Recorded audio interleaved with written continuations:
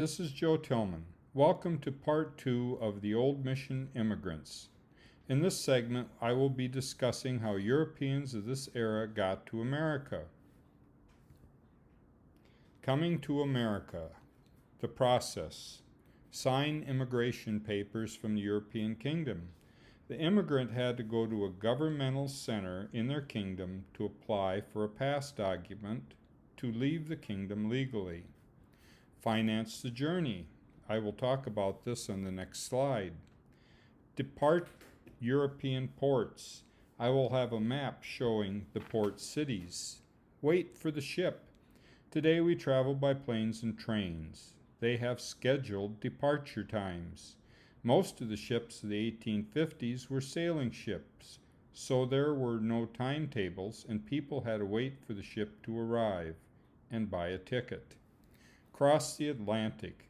Length of time was usually 4 to 8 weeks in the 1850s. Arrive at a port of entry. I will explain this in another slide. Choose a route to the Old Mission area. I will cover this at a later date. Sign a Declaration of Intent paper. This is signed by the male immigrant upon arrival at their destination point. Choose a new home. That is self-explained. Sign a naturalization paper. This document made you a citizen of the United States. It was a simple process, not like today. All you had to do is appear before a judge.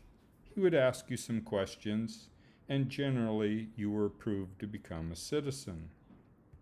Ways to finance your trip to America. An $18 ship ticket in 1855 would cost $535 in 2020 money. You could use savings. You could sell the inherited land you owned. You could sell possessions.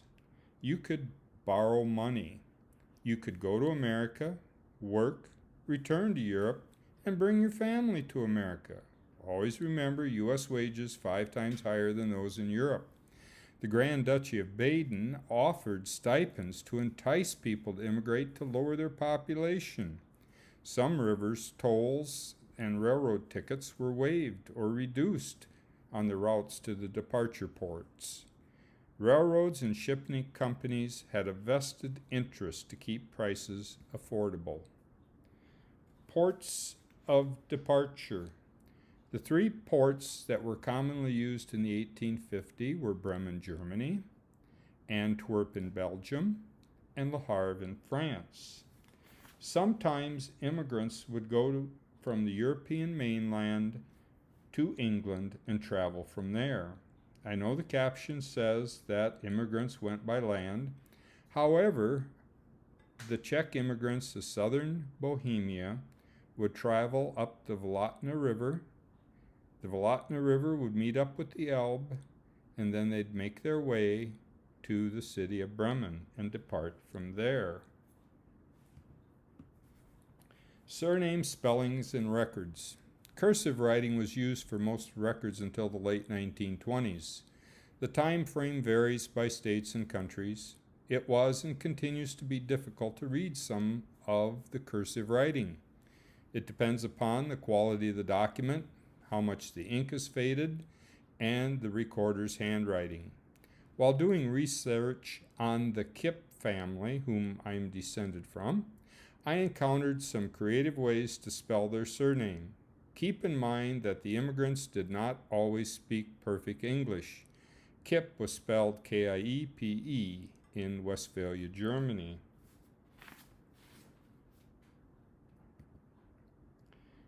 This sketch shows the loading of passengers and cargo circa 1850.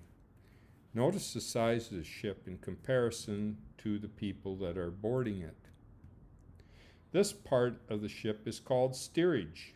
It was the cheapest way to travel. Note the bunk approach. On the return trip to Europe, cargo would be loaded here. Here is a cross-section of an immigration vessel. We have on the first level the deck. The first level would be first class accommodations. This level down here is steerage, where the most of the immigrants would be, and cargo was loaded on the bottom. The size of sailing ships varied. However, the approximate size in the 1850s sailing ship was 124 foot long, 20 to 25 foot wide, and it had a hold of 15 to 20 foot deep. Ports of immigrant arrival. Between 1820 and 1860, 2/3 of all immigrants to the United States came through the Port of New York. Most of the immigrants of the old mission area came through the Port of New York, the Port of Baltimore, the Port of New Orleans, and some even came through Canada. Next, we have European immigrants to the United States of America. Looking at the 10-year slots on this side, on the right side shows how many immigrants there were. Every 10-year slot increases except between 1860 and 1869. We had a lovely little thing going on called the Civil War. This caused the number of immigrants between 1862 and 1866 to trickle to a few. Then the numbers increased again. Immigration trivia. Many immigrants migrated with their family members, friends, or people from the area in which they lived. Waterways were the easiest and cheapest way to travel in the 1850s, both in Europe and the U.S. About 30% of European immigrants returned to Europe. Most of these did return to the United States of America. Usually they helped family members come to the U.S.